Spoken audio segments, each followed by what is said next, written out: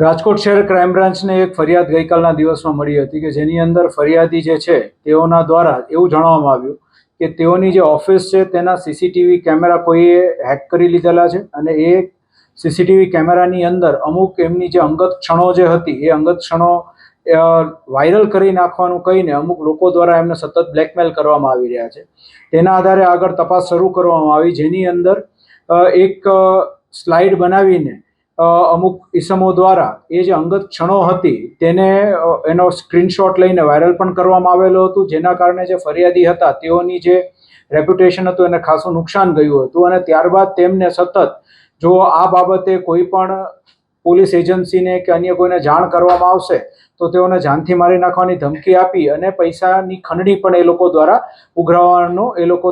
ફરિયાદી દ્વારા ફરિયાદ કરવામાં આવી. આ જે ફરિયાદ તેઓના દ્વારા જે કરવામાં આવી તેના આધારે પછી જે ક્રાઇમ બ્રાન્ચના ઓફિસર્સ છે તેઓ દ્વારા વ્યવસ્થિત એનું નિવેદન એવું બધું મેળવીને અને કઈ રીતે બનાવ બન્યો તો કઈ જગ્યાએ તેઓને પૈસાની માગણી કરવામાં આવી છે તે બધાની સંપૂર્ણ વિગત મેળવી અને ત્યારબાદ પ્રોપર ટ્રેપ ગોઠવવામાં આવી હતી. અને ટ્રેપની અંદર જે વ્યક્તિઓ જે પકડાણા તેઓ દ્વારા એ જણાવવામાં આવ્યું હતું કે એક પર્ટિક્યુલર વ્યક્તિ છે જે આશીષ ડાભી નામનો, તેના કહેવાથી અને તેની સાથે મળીને તે લોકોએ આખો પ્લાન બનાવી